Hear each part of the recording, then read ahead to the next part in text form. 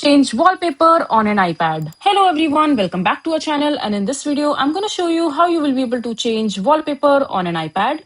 So first of all, just simply open the settings in your iPad, and after that on the left hand side menu you will be able to see all these options. Just simply scroll down and then just locate the wallpaper option from the list over here right below the CD option. Just simply tap on it. And over here, you can see your current wallpaper. You can also go ahead and customize this current wallpaper if you want to. Just simply click on the custom section and you can choose the custom colors and the gradient and the photo itself. You can also add it from your gallery if you want to. And if you don't want to use this particular wallpaper, you simply click on. And over here, you have different options. Some of them are featured from your gallery. And you also have options from astronomy.